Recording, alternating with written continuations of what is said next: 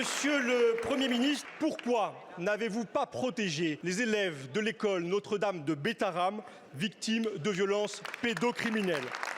112 d'entre eux ont déjà déposé plainte pour dénoncer les agressions sexuelles, les violences physiques et les viols dont ils ont été victimes au sein de cet établissement privé catholique béarnais par au moins 14 agresseurs des années 50 au début des années 2010. Père d'élèves scolarisés dans l'établissement, époux d'une professeure de Bétharram, président du conseil départemental, 20 ans député de la circonscription, ancien ministre de l'Éducation nationale, saisi à de multiples reprises de ces violences, vous avez toujours affirmé n'avoir rien su, rien vu, rien entendu. La chronologie reconstituée par Mediapart, Le Monde et la presse locale vous contredit pourtant entièrement. En 1996, ministre de l'Éducation, vous vous rendez sur place pour soutenir l'établissement après le dépôt par des parents d'élèves d'une première plainte pour violence sur leur enfant. En 1998, vous tentez d'obtenir à des fins personnelles des informations pourtant couvertes par le secret de l'instruction auprès du juge saisi du dossier d'un élève victime de viol.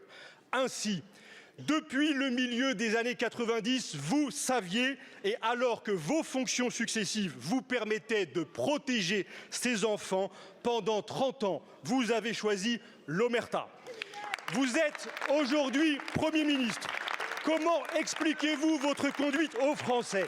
Avez-vous depuis reçu d'autres alertes? Voulez-vous l'impunité de cet établissement financé sur fonds publics? Les anciens élèves de Notre-Dame de Bétharram que vous avez jusqu'ici choisi d'ignorer, les millions de victimes d'abus sexuels et tous les parents d'élèves de France attendent votre réponse. Monsieur le député, la méthode est maintenant très bien connue des Français. Ils l'ont éprouvée à de très nombreuses reprises.